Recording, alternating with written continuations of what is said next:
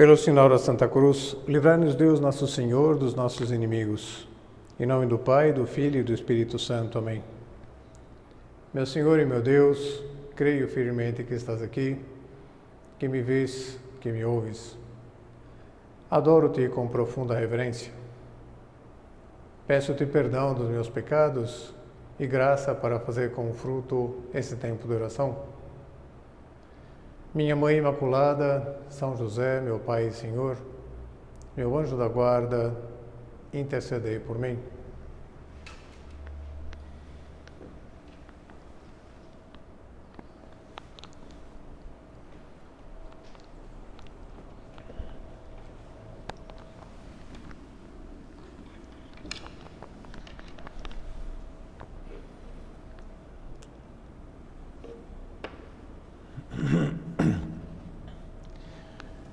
Conta-se do dirigente de uma grande nação que vivia preocupado com os problemas do mundo e estava resolvido a encontrar meios de diminuí-los.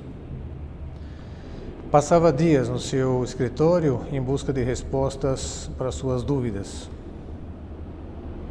Certo dia, seu filho, de 7 anos, invadiu seu santuário, decidido a ajudá-la a trabalhar.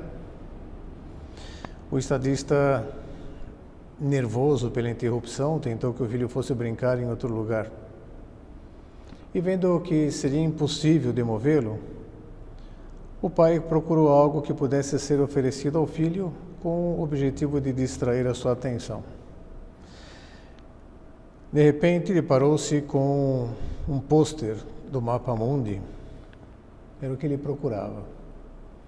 Com o auxílio de uma tesoura, recortou o mapa em vários pedaços e, junto com um rolo de fita adesiva, entregou ao filho dizendo: "Você gosta de quebra-cabeças? Então vou lhe dar o mundo para consertar. Aqui está o mundo todo quebrado. Veja se consegue consertá-lo bem direitinho. Faça tudo sozinho." Calculou que a criança levaria dias para recompor o mapa. Passadas algumas horas, ouviu a voz do filho que o chamava calmamente: "Pai, pai, já fiz tudo. Consegui terminar tudinho." A princípio, o pai não deu crédito às palavras do filho. Seria impossível, na sua idade, conseguir recompor um mapa que jamais havia visto. Relutante, o homem levantou os olhos de suas anotações, certo de que veria um trabalho digno de uma criança. E, para sua surpresa, o mapa estava completo. Todos os pedaços haviam sido colocados nos devidos lugares. Como seria possível? Como o menino tinha sido capaz? "Você não sabe como era o mundo, meu filho. Como conseguiu?" "Pai, eu não sabia como era o mundo, mas quando você tirou o papel do pôster para recortar, eu vi que do outro lado havia a figura de um homem.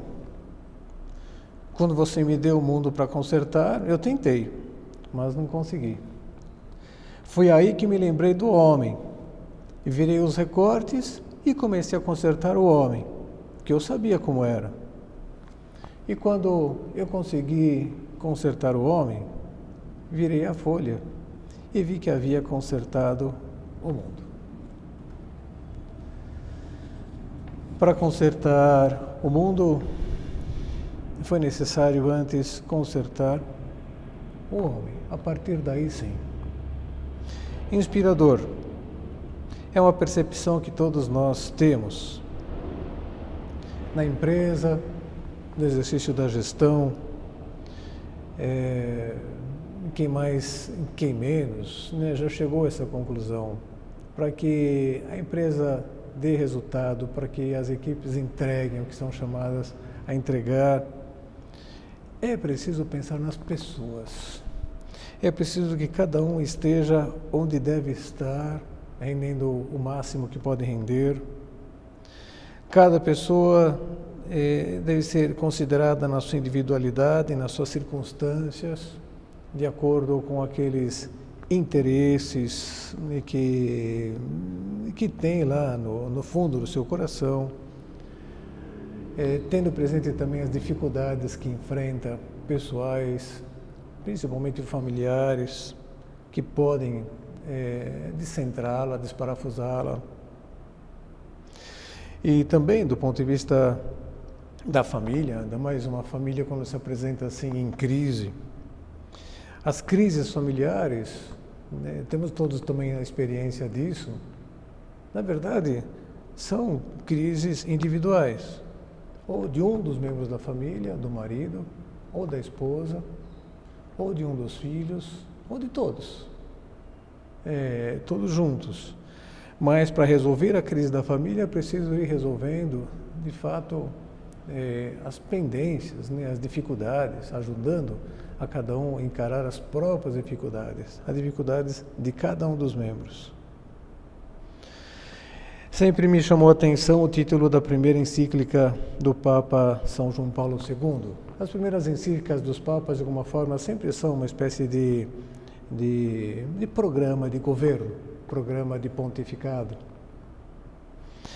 E a primeira encíclica do Papa João Paulo II, datada de 4 de março de 1979, lembrando que ele foi eleito em outubro de 1978, então tinham passado poucos meses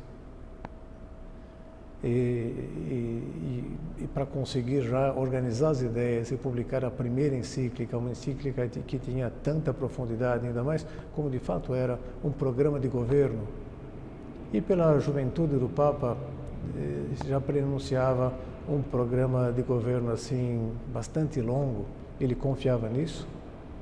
Ele se propôs introduzir a Igreja no ano 2000 e cumpriu esse propósito, né? Ele viveu até 2005, então foi de 78 até 2005. Um pontificado longo. E o Papa João Paulo II já publicou aquela carta como resultado não só daquele improviso de menos de 6 meses, em que ele se debruçou para, de alguma forma, dizer para o mundo ao que ele se sentia chamado. Foi resultado de uma reflexão que vinha de alguém que passou pela guerra, passou pelo regime comunista, socialista, com a dominação russa sobre a Polônia, e que perdeu muitos amigos, também perseguidos pelo regime nazista, judeus,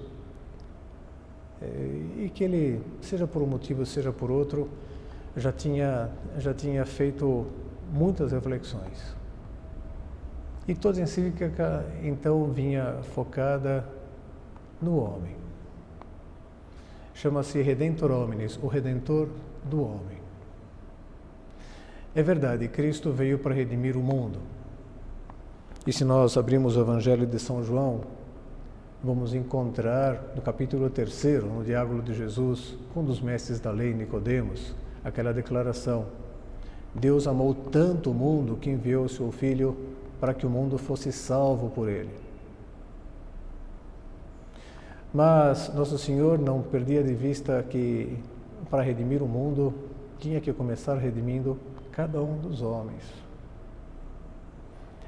O pecado original, de fato, produziu um efeito cósmico, abalou as estruturas do mundo. E o pecado original foi cometido por 2 seres humanos, Adão e Eva, individualmente considerados. E Deus nunca perdeu de vista, pelo que nos dá a entender na Sagrada Escritura, que sabia que para a redenção do mundo seria necessária a redenção de cada homem individualmente. E isso supõe uma guinada de enfoque, uma guinada de propostas.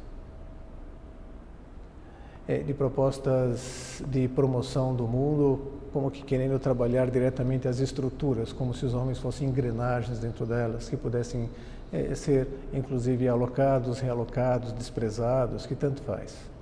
O que importa é o resultado final converter o mundo num paraíso, o paraíso aqui embaixo.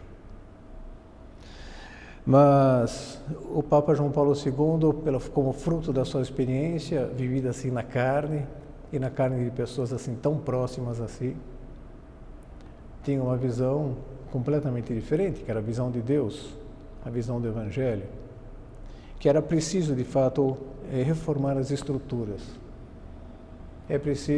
Seria preciso, de fato, mudar o rumo que o mundo estava tomando, ou como vinha sendo conduzido.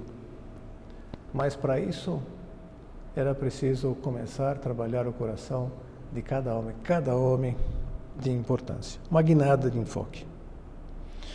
Os discursos e narrativas de cunho estrutural, os modos de produção, os sistemas econômicos, são sustentados, aparentemente, do ponto de vista teológico, com uma visão de Cristo Redentor do mundo. Mas, na sua guinada, o João Paulo II dizia, sim, Cristo é Redentor do mundo, mas essa é uma consequência, não é a finalidade da sua encarnação. Cristo se fez homem,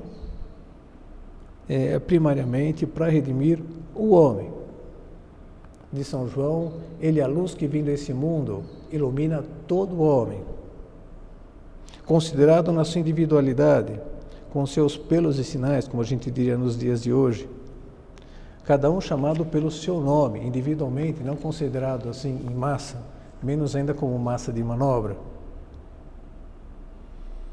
Me lembro até hoje porque eu estava presente em 1980, quando o Papa veio aqui ao Brasil, foi a sua primeira vinda ao Brasil. Lá em Salvador, eu estava estudando no primeiro ano da universidade, segundo ano da universidade, e com um grupo de amigos nós fomos acompanhando, correspondeu a julho, as férias.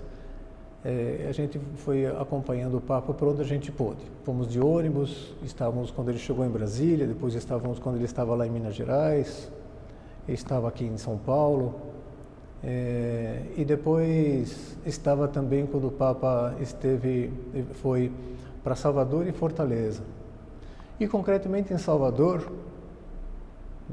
quando depois de muita expectativa, estava tudo lotado por lá, o exército fazia um cordão de segurança ali para que, por onde fosse passar o Papa, a multidão não avançasse. Mas antes de que chegasse o Papa, eu vi como todos eles, extremamente comovidos, tiveram que ficar ali como que se segurando para não derreterem, boa parte deles, aqueles soldados, porque passou primeiro a imagem de Nosso Senhor do Bonfim, logo depois passou a imagem de Nossa Senhora da Conceição da Praia. Cada uma dessas imagens acompanhada do seu respectivo hino que todo o povo cantava a pleno pulmão, e eles estavam emocionados porque não conseguiam resistir também, e iam cantando ali baixinho, acho que fazendo algo que de repente nem é permitido que façam como soldados. E mais um deles se via rolando uma lágrima de emoção por aquele momento. Bom, depois passou o Papa, também foi uma grande comoção, aí já estavam mais recompostos os soldados, contiveram de fato a multidão.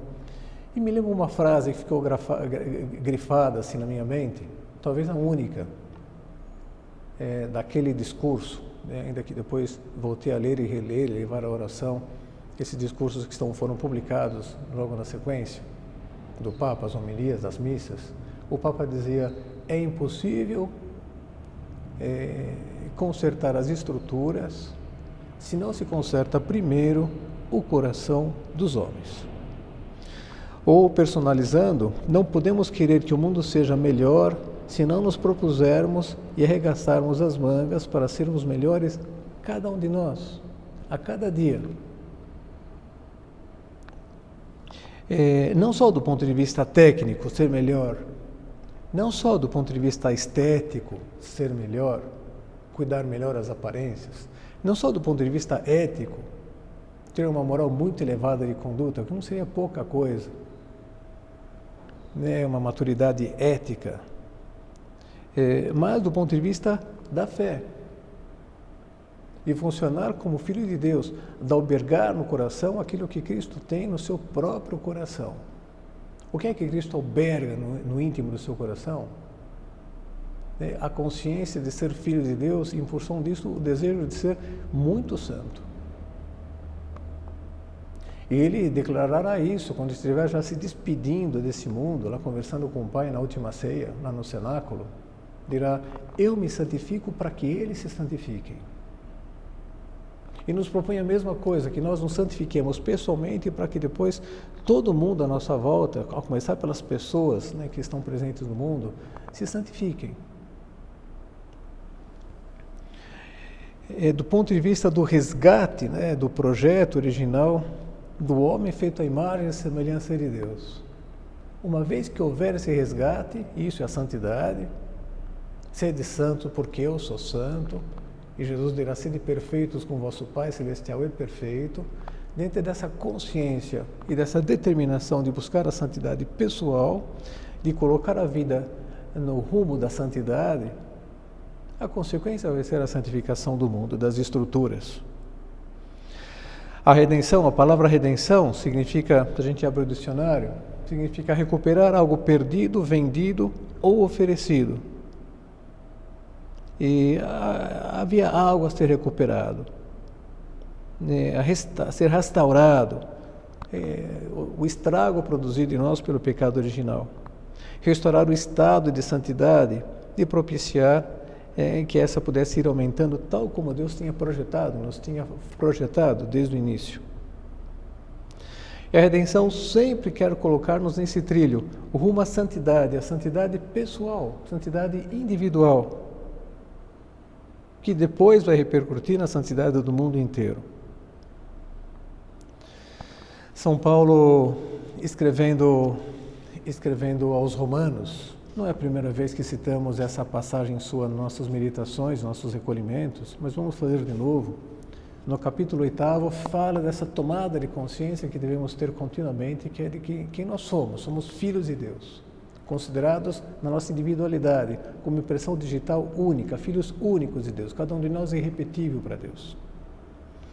E São Paulo diz, lá no capítulo 8, versículos 19 a 23, diz: por isso, a criação aguarda ansiosamente a manifestação dos filhos de Deus.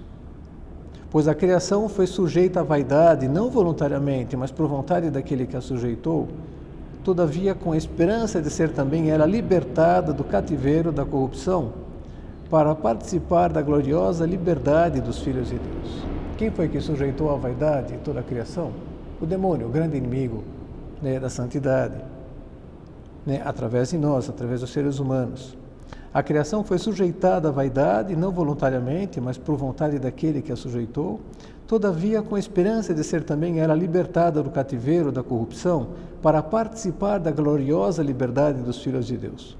Pois sabemos que toda a criação geme e sofre como que sentindo dores de parto até o presente dia. Não só ela, mas também nós, que temos as primícias do Espírito, gememos em nós mesmos, aguardando a adoção, a redenção do nosso corpo. Todos nós, mas de modo particular, aqui queria focar nisso, toda a criação geme, como sentindo dores de parto, esperando pela manifestação dos filhos de Deus, quer participar da liberdade dos filhos de Deus. Cristo primeiro vem libertar a nossa liberdade. E uma vez que isso aconteça, a esperança da criação vai se concretizar. Dizemos, é verdade que Deus ama o mundo apaixonadamente, mas ama mais o homem, que foi pensado e amado antes da constituição do mundo. É isso que diz São Paulo escrevendo aos Efésios. Diz que Deus elege-nos, escolheu-nos em Cristo, o tecemos santi et immaculati in conspectu eius in caritate. Nos escolheu em Cristo para sermos santos e imaculados diante dele, por amor. E acrescenta o elemento, nos escolheu ante mundi constitutione, nos escolheu antes da constituição do mundo, fomos pensados antes do que o mundo. nessa predileção de Deus. Se Cristo redimisse apenas o mundo e deixasse o homem igual, o mundo se corromperia outra vez. E quase que precisaria aniquilar o homem para que isso não acontecesse. Mas Cristo redimiu o homem para colocá-lo no rumo da santidade com uma ação de duplo efeito. Ele redimido e, em função dele, também o mundo, toda a criação. Como redimiu? Fazendo-se homem. Ele se fez homem. E depois, ainda por cima, morrendo na cruz. Há uma locução do Papa Francisco, que é de poucos meses depois de ele ter sido eleito Papa, de 2013. Ele foi eleito em março de 2013 e essa locução é do dia 1º de junho de 2013, em que ele fala como essa realidade de que Cristo tenha se feito homem, essa realidade de que para redimir o homem, para a partir daí redimir as estruturas, é um grande escândalo para aquelas pessoas que pensam diferente. Para o marxismo, na verdade, que propõem como que a redenção do mundo pelo mundo, realizada através de modo bastante dialético, sempre com lutas de classes, colocando burgueses contra proletários e encarando a história sempre do ponto de vista de modos de produção. E aqui eu tomo a liberdade de imitar São José Maria Escrivá, que também falava bastante contrário ao marxismo e sempre chamava atenção para esse fato que eu quero relevar. E aqui não estou falando de política. É pura teologia, porque toda a doutrina marxista parte do ateísmo, parte da inexistência de Deus, que vê a religião como o ópio do povo. E, em função disso, é preciso banir Deus de toda a história. E o Papa Francisco, falando a respeito do escândalo que produz a cruz, dizia: o escândalo da cruz está associado ao escândalo de que Deus tenha querido desfazer o homem, privilegiando o homem. Já este é o ponto central que escandaliza de Jesus. Ele é Deus que se encarnou. Também para nós existem armadilhas na vida, mas aquilo que escandaliza da igreja é o mistério da encarnação do Verbo. E isto não se tolera, isto o demônio não tolera. Quantas vezes se ouve dizer: mas vocês cristãos, sejam um pouco mais normais, mais razoáveis, como as outras pessoas. Como ele diz, todo mundo faz assim, por que você não vai fazer? Todo mundo rouba, todo mundo cola, e todo mundo curte pornografia, e todo mundo não vive a moral conjugal nesse modo. Agora tem umas novas propostas, inclusive de família. Por que isso tem que ser diferente? Por que isso tem que ficar levantando umas bandeiras completamente retrógradas? Quantas vezes se ouve dizer: mas vocês cristãos, sejam um pouco mais normais, mais razoáveis, como as outras pessoas. Continua o Papa: este é um discurso de encantadores de serpentes, mas vocês devem ser assim, não, um pouco mais normais, não tão rígidos. Mas por trás disto existe: mas não venham com essa história que Deus se fez homem. A encarnação do Verbo, este é o escândalo que está por trás. Nós podemos fazer todas as obras sociais que queremos e dirão: mas que boa a igreja, que boa obra social que faz a igreja. Mas se nós dissermos que nós fazemos isso porque essas pessoas são a carne de Cristo, vira um escândalo. E esta é a verdade, esta é a revelação de Jesus, esta é a presença de Jesus encarnado.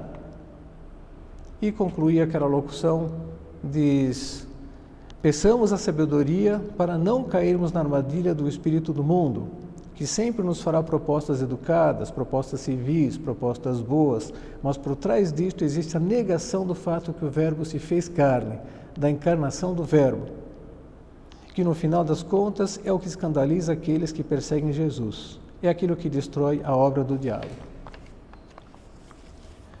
Sair em defesa de Cristo, Redentor do homem, não simplesmente redenção das estruturas, da igreja não como uma espécie de ONG que existe só para fazer obras beneméritas, mas que veio produzir de fato uma revolução social a partir da revolução do coração de cada homem, que resolve encarnar as bem-aventuranças propostas por Cristo. Ou seja, colocar a vida no trilho da santidade. Bem-aventurados os pobres, bem-aventurados os puros, bem-aventurados os mansos, bem-aventurados os misericordiosos.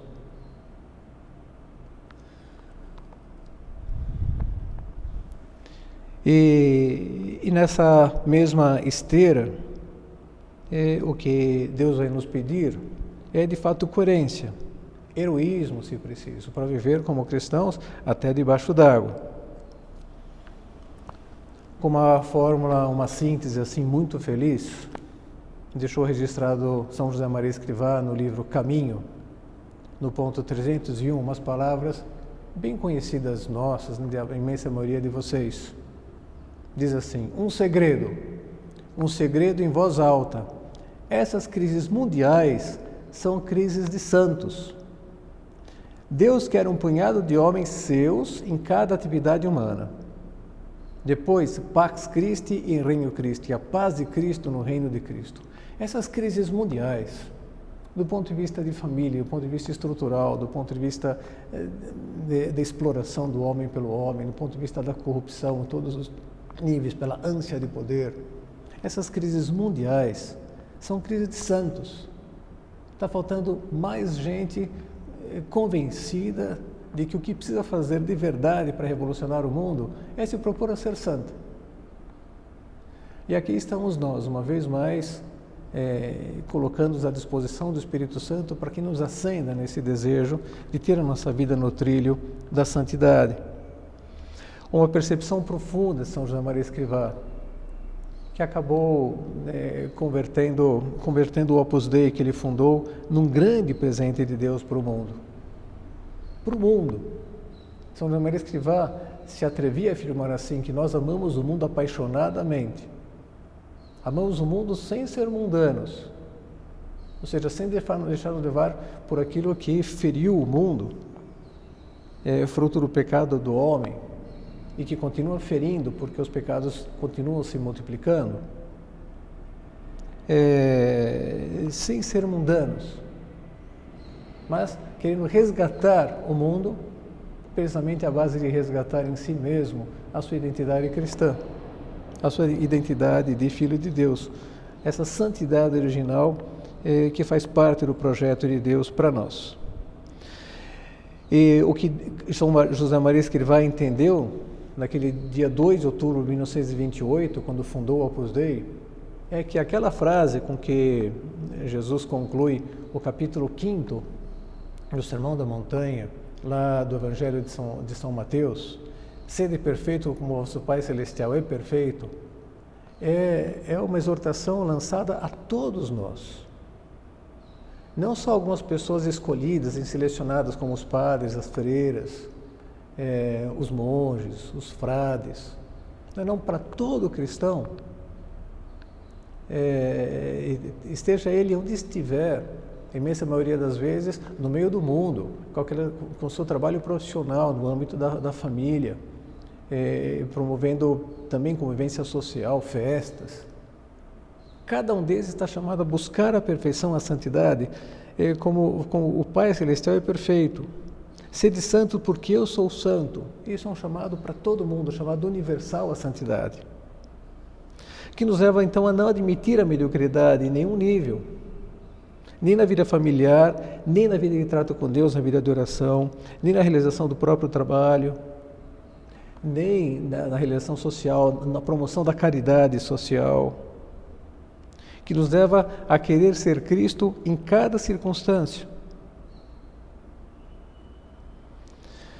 O Papa Bento XVI, no dia 13 de abril de 2011, na atmosfera da Semana Santa, preparação para a Páscoa, numa das suas reuniões assim, de quarta-feira lá com os peregrinos que passam por Roma, abordou o tema da santidade. Aliás, o tema era esse: todos nós somos chamados à santidade.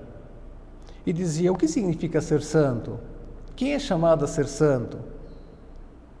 As pessoas geralmente pensam que a santidade é uma meta reservada a uns poucos escolhidos. São Paulo, no entanto, fala do grande projeto de Deus e diz: nele, em Cristo, Deus nos escolheu antes da fundação do mundo para sermos santos e íntegros diante dele por amor. Todos nós fomos escolhidos. E vai dizer na sequência: a santidade, a plenitude da vida cristã, não consiste em realizar empresas extraordinárias, mas na união com Cristo, na vivência dos seus mistérios, fazendo nossas as suas atitudes, pensamentos, comportamentos. Cristo que se faz homem e é o modelo de ser humano para homens e mulheres, né? E nos propõe que nossas atitudes, nossos pensamentos, nossos comportamentos se identifiquem com os seus. A medida da santidade é dada pela altura da santidade que Cristo alcança em nós, daquilo que com o poder do Espírito Santo modelamos na nossa vida segundo a sua. E diz: posso fazer isso com as minhas forças? A resposta é clara. Uma vida santa não é primariamente o resultado dos nossos esforços, das nossas ações, porque é Deus 3 vezes santo que nos torna santos. E a ação do Espírito Santo que nos anima a partir do nosso interior é a própria vida de Cristo. Mas Deus sempre respeita a nossa liberdade e pede que aceitemos esse dom e vivamos as exigências em que esse dom da filiação divina, de ser igual a Ele, comporta. Pede que nos deixemos transformar pela ação do Espírito Santo, confirmando a nossa vontade com a vontade de Deus. Como pode acontecer que a nossa maneira de pensar, as nossas ações, se convertam no pensar e agir com Cristo e de Cristo? Continua com essa pergunta. Qual é a alma da santidade? E responde: o Concílio Vaticano II nos diz que a santidade não é outra coisa senão a caridade vivida plenamente. A caridade é entendida como o amor a Deus, em primeiro lugar. Depois também no relacionamento com as outras pessoas. Continua: para que a caridade, como uma boa semente, cresça na alma e nos frutifique, todo fiel deve ouvir a palavra de Deus voluntariamente e, com a ajuda da sua graça, realizar as obras de sua vontade, participar frequentemente dos sacramentos, especialmente da Eucaristia, aproximar-se constantemente da oração, da abnegação, do serviço ativo aos cristãos e do exercício de todas as virtudes. Talvez essa linguagem do Concílio Vaticano II seja um pouco solene para nós. Talvez devêssemos dizer as coisas de uma maneira ainda mais simples. O que é o mais essencial? Essencial é não deixar jamais um domingo sem um encontro com Cristo ressuscitado na Eucaristia. Isso não é um fardo, mas a luz para toda a semana. Não começar nem terminar jamais um dia sem pelo menos um breve contato com Deus. Começar o dia, primeiro pensamento para Deus, oferecer o dia para Ele, nossas orações matutinas. E não terminar o dia sem que nosso último pensamento seja para Deus, nossas orações antes de dormir. E, no caminho da nossa vida, seguir os sinais do caminho que Deus nos comunicou no Decálogo, lido com Cristo, que é simplesmente a definição da caridade em determinadas situações. E a partir daí, viver e meditar os Evangelhos, a palavra de Deus. Santo Agostinho chegou a afirmar: aquele que nos criou sem nós, não nos salvará sem nós. E como é importante então que nós nos proponhamos de fato a corresponder a toda a graça que Cristo disponibilizou, fazendo-se homem, se encarnando, para que nós nos fizéssemos deuses como Ele, santos, santificados. O Papa lançava uma pergunta que também vale a pena a gente retomar. Como podemos trilhar o caminho da santidade e responder esse chamado? Posso fazer isso com as minhas forças? E logicamente que a resposta a essa pergunta é não. Aquilo que Deus nos pede, ser santos, está além do que é humanamente possível. E é importante que então, antes de desanimarmos, viver, né, porque consideramos que viver assim com essa proposta de ser fiéis, não perder nenhuma missa de domingo, ser fiéis, né, à nossa vida de oração, viver sacramentalmente de modo intenso, e meditar o Evangelho e ter a nossa vida coerentemente pautada por Ele, na imitação de Cristo. Antes que nós digamos, puxa, isso daqui não é para mim, não vou conseguir, não está ao meu alcance. Deus vem ao nosso auxílio e nos recorda que nós não estamos sozinhos. Nessa proposta de sermos santos, Ele mesmo, além de colocar-se à nossa disposição com os sacramentos, com a vida de oração, nos coloca também à disposição a intercessão dos santos, especialmente Nossa Senhora.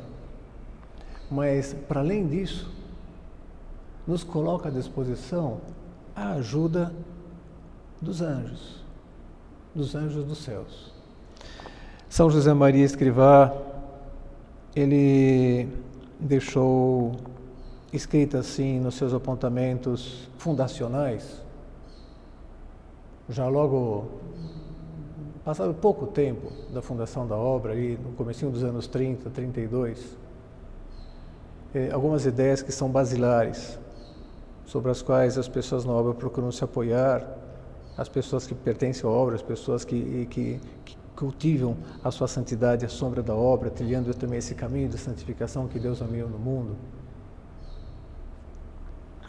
Deixou umas palavras que ele dizia que gostaria que estivessem gravadas a fogo na nossa alma. Dizia: a obra de Deus venha cumprir a vontade de Deus. Portanto, tende a convicção de que os céus estão empenhados em que a obra se realize. Os céus estão empenhados em que nós sejamos santos. Estão empenhados em que, através de nós, o mundo veja a sua expectativa assim satisfeita de participar da liberdade dos filhos de Deus.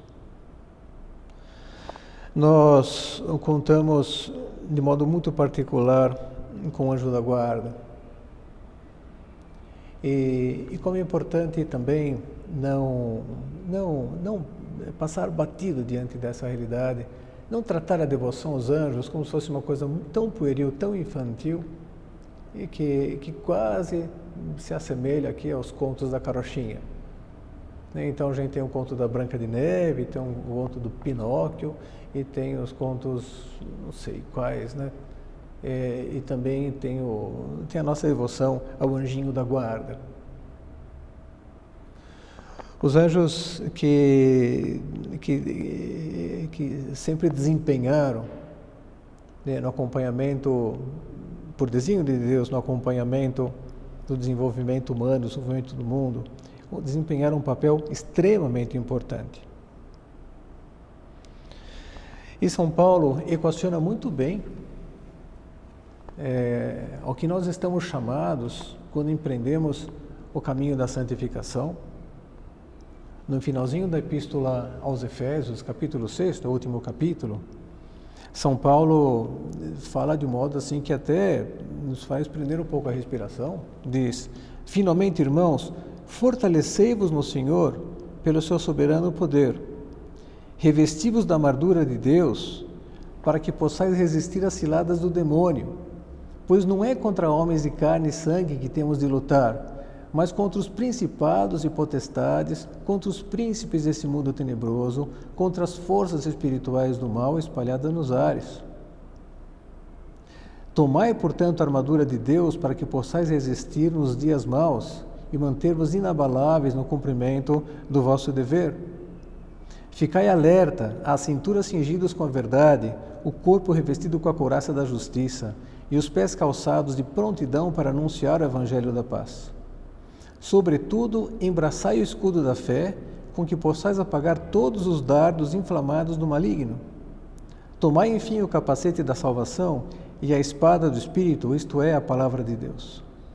Intensificai as vossas invocações e súplicas. Orai em toda circunstância pelo Espírito, no qual perseverai em intensa vigília de súplica por todos os cristãos.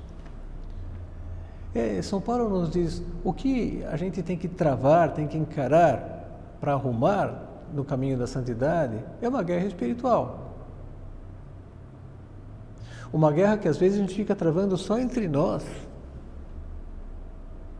né, em grupos de WhatsApp, né, por diferentes pontos de vista, ou nas redes sociais, em função de soluções econômicas, em função de soluções políticas, que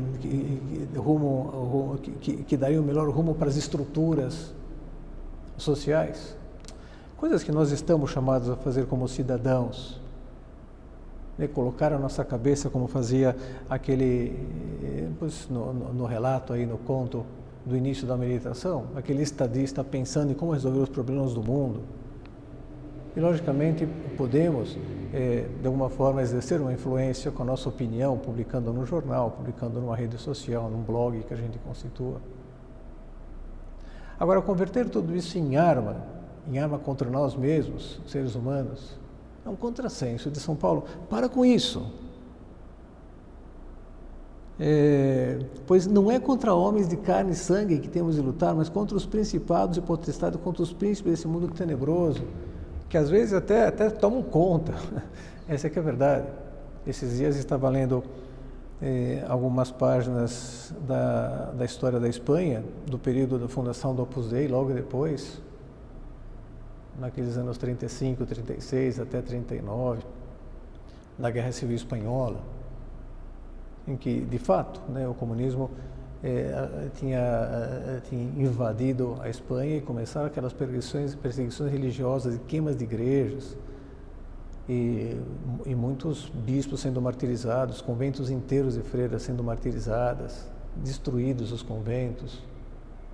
São José Maria Escrivá, que também apareceu um padre enforcado na frente da casa dele, porque era muito parecido com São José Maria Escrivá, mas não era ele. São José Maria rezou até morrer, né, por aquele sacerdote que deu a vida porque o confundiram como sendo Monsenhor Escrivá. Coisas muito duras. Mas ele não perdia de vista, e lá no seu interior não ficava albergando, e nem permitia que aqueles rapazes que tinham ao seu redor ficassem albergando no seu coração esse revanchismo, esse desejo de vingança. Não, isso daqui já saiu do poder humano, isso daqui já é algo que é diabólico. Não é contra homens de carne e sangue que temos de lutar, mas contra os principados e potestades, contra os príncipes desse mundo tenebroso, contra as forças espirituais do mal espalhadas nos ares. Tomai, portanto, a armadura de Deus para que possais resistir nos dias maus e manter-vos inabaláveis no cumprimento do vosso dever. Sobretudo, embraçai o escudo da fé com que possais apagar todos os dardos inflamados do maligno. Quer dizer, é de outra ordem. E como é bom que não percamos isso de vista, não se trata de um alarmismo histérico de São Paulo, nem de um desejo de gerar inquietação estéril, mas de um alerta para que nós encaremos a realidade de que o que Deus nos pede, a nós pessoalmente, de crescimento pessoal, e a nós enquanto responsáveis pelas pessoas e pelo mundo, vai além daquilo que é humanamente possível. E o próprio Deus então nos cercou de auxiliares nessa empreitada. Os céus estão empenhados em que a obra se realize, em que esse caminho de santificação fique bem trilhável, o rumo à santidade fique bem marcado. E quando ele pensava na realização do Opus Dei, não pensava nos prédios, nos colégios, nas universidades, nos hospitais, pensava nas pessoas que se santificariam através desses meios. Uma vez perguntaram para um garoto no México, um rapazinho que frequentava um clube do Opus Dei, você sabe o que é o Opus Dei? O moleque respondeu, eu sei. O que é? O Opus Dei é uma coisa que Deus bolou para salvar mais gente do que estava previsto. Há muita imprecisão nessa resposta, mas é simpática. É algo que Deus bolou para salvar pessoas. A salvação das almas, esse é o fim da igreja, esse é o fim de cada uma das instituições da igreja. E Deus vai tomando iniciativas para promover, para que a redenção que Ele nos conquistou na cruz vá sendo aplicada às pessoas. O Opus Dei é um dom de Deus também para o mundo em função disso, com essa perspectiva. Os céus estão empenhados, a Trindade está empenhada, todos os santos estão empenhados, particularmente os anjos estão empenhados. E mais particularmente ainda, queria colocar em destaque o nosso anjo da guarda.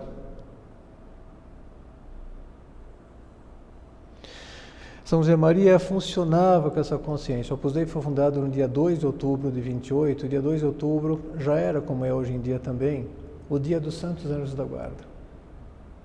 Isso não é uma mera coincidência.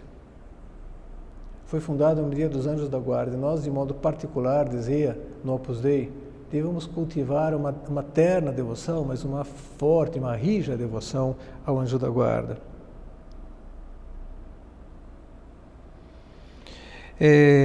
Como todos os santos, São José Maria Escrivá era muito sereno e alegre, mas não dormia no ponto.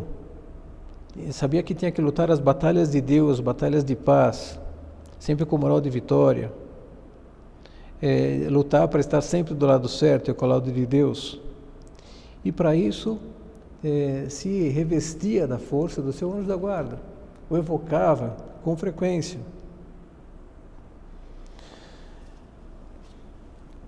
Parece algo um pouco distante assim da nossa, talvez da nossa mentalidade atual, mas que bom seria se eu resgatássemos. Às vezes quando nós pensamos nos anjos, pensamos de modo assim até um pouco supersticioso, esotérico, né?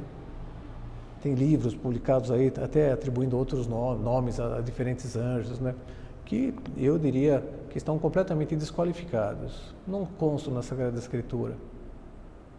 Então, são todas teorias aí cabalísticas que não vale a pena deixar-se guiar por elas. E numa dessas, né, fica tudo muito diluído. Nossa própria devoção ao anjo da guarda fica muito aguada, açucarada. E saímos perdendo com isso. Mas os anjos são criaturas, quer dizer, eles não são deuses. Foram criados por Deus, por amor, para o serviço de Deus. São criaturas espirituais, são espíritos puros. Isso quer dizer que eles não têm um corpo físico, por isso também são invisíveis, embora quando necessário, para o cumprimento da vontade de Deus, eles se revistam de um corpo visível, como a gente lê na história bíblica do livro de Tobias, por exemplo, que aparece o arcanjo Rafael, como de alguma forma Nossa Senhora e Zacarias e o profeta Daniel enxergaram o arcanjo Gabriel. São seres imortais, os anjos estão na esfera da eternidade, embora possam atuar no tempo, em favor dos seres humanos, eles estão fora do tempo. São seres pessoais, isso quer dizer que são dotados de inteligência, sabedoria, vontade própria, liberdade, personalidade, individualidade. Como entre os seres humanos não existe um igual ao outro, entre os anjos também, cada um é único, sem repetição. Os anjos contemplam a Deus face a face. Esta é uma afirmação feita pelo próprio Jesus em São Mateus, falando do anjo da guarda. Dirá no capítulo 18, versículo 10, ai de vós se escandalizardes a um desses pequeninos, se referindo às crianças, porque os seus anjos contemplam continuamente a face do vosso Pai que está nos céus. Os seus anjos, os anjos deles, o anjo da guarda, cada um deles, cada um de nós, contempla continuamente a face de Deus. São mensageiros de Deus. Aliás, isso é o que significa a palavra anjo, mensageiro. Tudo que os anjos fazem está de acordo com a vontade de Deus.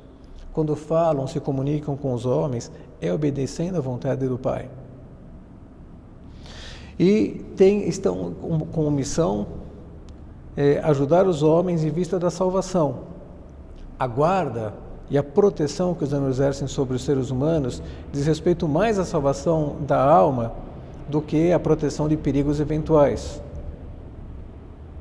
Pertencem a Jesus Cristo. Jesus, o Filho de Deus, é o centro da vida dos anjos. Eles foram criados por Cristo e para Cristo. A vida terrena de Jesus está repleta da presença e da ação dos anjos. né, e já aquela multidão de anjos que se manifestou cantando glória a Deus nas alturas em Belém, com Cristo recém-nascido. E por aí vai. E quem são os anjos da guarda? São aqueles que Deus colocou para nos proteger, para ir à nossa frente, para nos guardar, como diz o Salmo 91, em todos os nossos caminhos. Recorrer ao nosso anjo da guarda para tudo aquilo que diga respeito à nossa luta pessoal, para tudo aquilo que diga respeito também à condução das pessoas para Deus. Ele deixou aqui em caminho 10 pontos dedicados ao anjo da guarda, essa devoção. E num deles falava do anjo da guarda das pessoas que temos à nossa volta. E quando um pai tem que corrigir um filho, quando um superior tem que corrigir um subordinado, ou vice-versa, um subordinado tem que ter uma conversa assim que está dando um frio na espinha com o seu superior. Diz, conquista o anjo da guarda daquele que queres trazer para o teu apostolado. É sempre um grande cúmplice. Ele costumava cumprimentar o anjo da guarda das pessoas. Na direção espiritual, quando entrava numa reunião, interiormente cumprimentava da guarda das pessoas, considerava sempre que havia naquela sala o dobro de pessoas que ele conseguia ver. E em função disso, conversava com eles, e contava com a sua intercessão. Se tivesses presente o teu anjo da guarda e os do teu próximo, evitarias muitas tolices que deslizam na tua conversa, diz aqui, uma decorrência, sim, do anjo da guarda. Em outro diz, recorre ao teu anjo da guarda na hora da provação, e ele te protegerá contra o demônio e te dará santas inspirações. Contar com o nosso anjo da guarda nessa luta, que não é uma luta contra a carne e o sangue, é uma luta contra esses seres espirituais que povoam os ares de São Paulo. E queria fazer uma breve referência também aqui, antes de terminar a nossa meditação, aos 3 arcanjos, São Miguel, São Gabriel, São Rafael. Cada um deles ocuparia para nós uma meditação à parte, sem dúvida nenhuma, e vale a pena que o façamos. Eu vou deixar, como costumo deixar, links assim associados assim, a cada um dos arcanjos, para que a gente os conheça mais e medite mais na sua atuação, colocados assim nos comentários do vídeo lá do YouTube, fixados ali, sempre o primeiro comentário deixo fixado, tem lá a bibliografia das nossas meditações. Mas São José Maria Escrivá também, desde o início da fundação do Opus Dei, concretamente no dia 6 de outubro de 1932, fazendo o seu retiro lá na casa onde tinha morado São João da Cruz, na Espanha, ele se sentiu movido interiormente a colocar São Miguel, São Gabriel e São Rafael como sendo patronos dos trabalhos que o Opus Dei realizaria no mundo.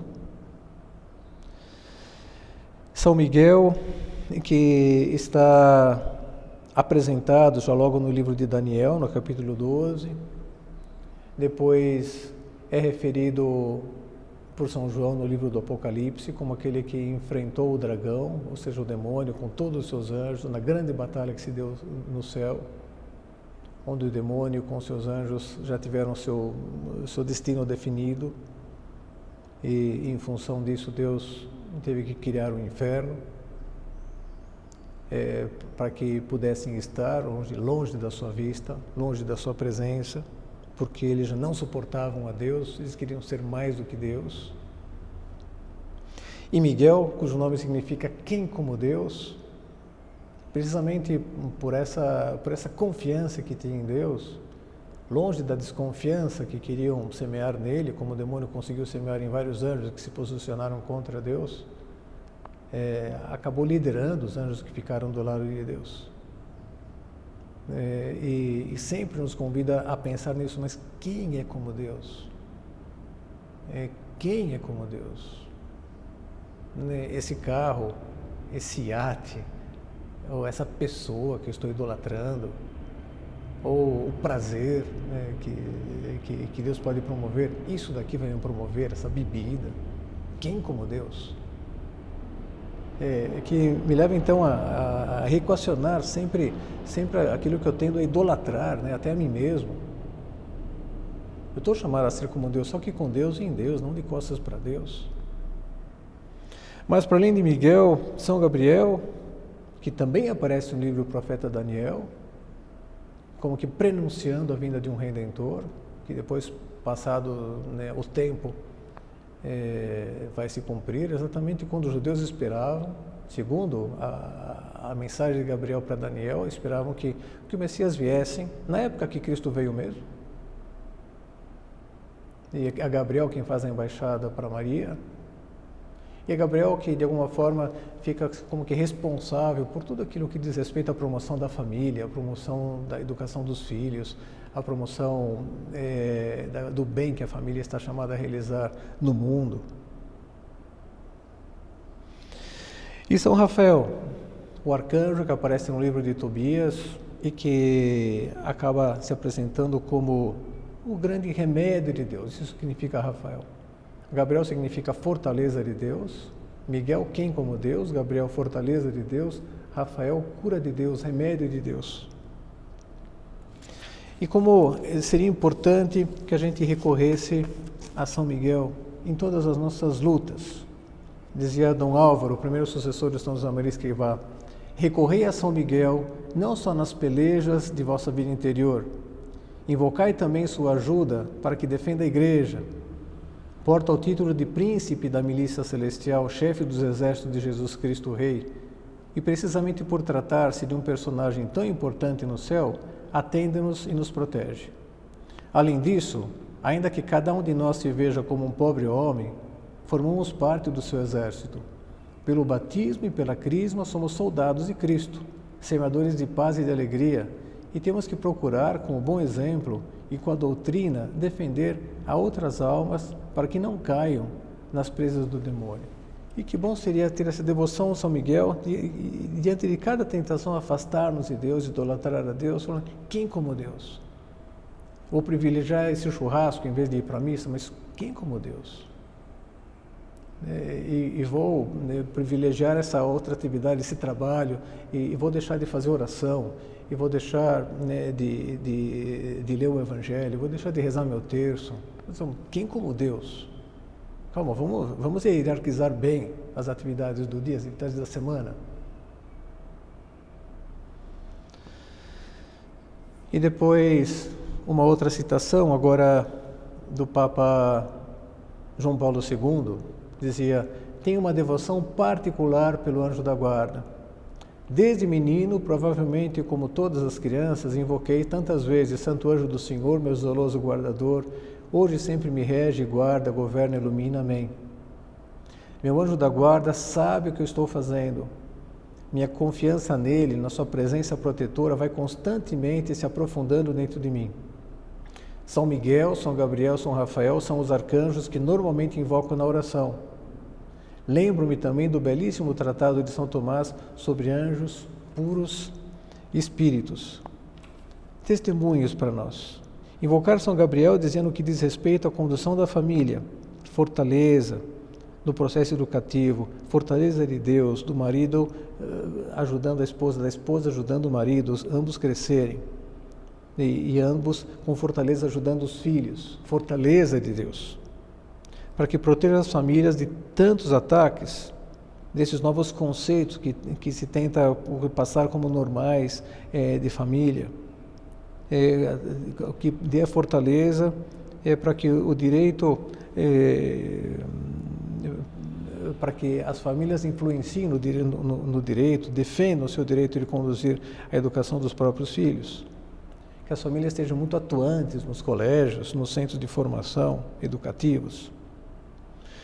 Recorrer a São Rafael para que cure as nossas cegueiras.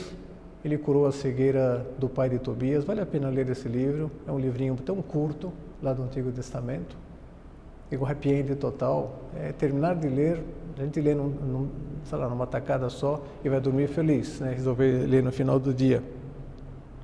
para curar nossas cegueiras, abrir os olhos para as mentiras do demônio, que graçam também tão facilmente na sociedade, que enganam tão facilmente a nossa juventude, para curar da sensualidade pessoal, para curar da sensualidade que de fato impregna todas as vitrines, todos os meios de informação, de comunicação, especialmente os jovens, que despertem no coração dos jovens o amor a Deus, mais sensíveis às necessidades dos outros, mais afeitos a dar esmolas.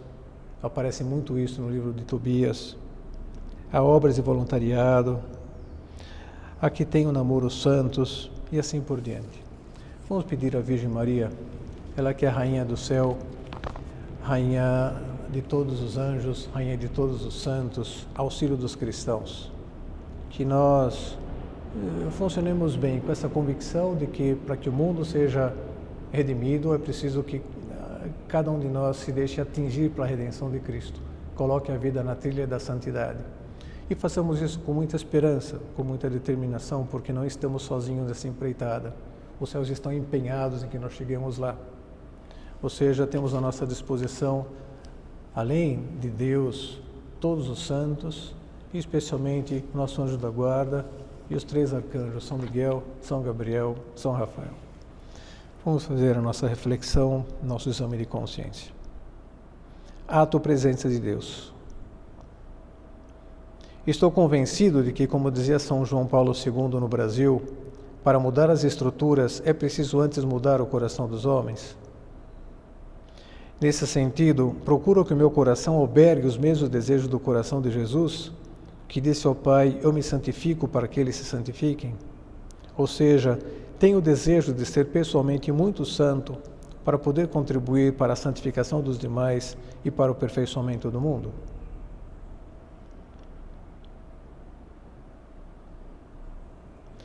Dizia São José Maria que essas crises mundiais são crises de santos.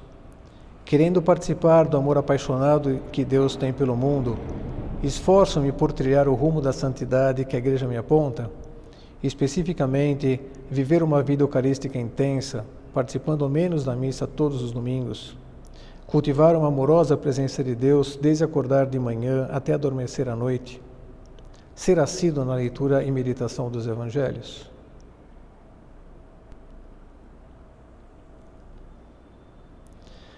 Sabendo que a proposta de Jesus, sede perfeitos como vosso Pai Celestial é perfeito, é uma meta superior às forças humanas, apoio-me solidamente no auxílio dos céus que Deus me disponibiliza, através da intercessão dos santos e do serviço contínuo e dedicação do meu anjo da guarda. Posso dizer que minha devoção ao anjo da guarda é real e tem manifestações concretas à hora de encarar os diferentes desafios da minha luta pessoal, da condução da minha família e do meu desempenho profissional e social.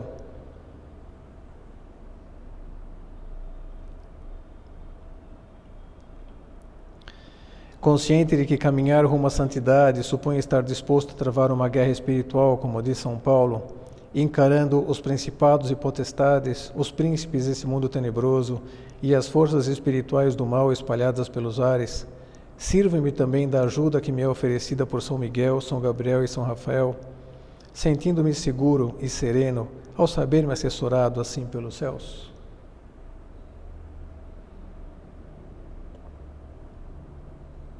Peço a Santa Maria, Rainha do céu, de todos os anjos e santos, auxílio dos cristãos, para que ela trilhe comigo o caminho da santificação e me faça estar na história da santificação dos demais homens e da edificação deste mundo que geme como que sentindo dores de parto, esperando pela manifestação dos filhos de Deus. Ato de contrição.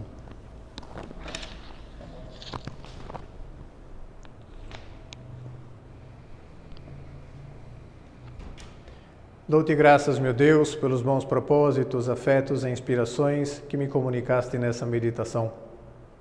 Peço-te ajuda para os pôr em prática. Minha Mãe Imaculada, São José, meu Pai e Senhor, meu anjo da guarda, intercedei por mim.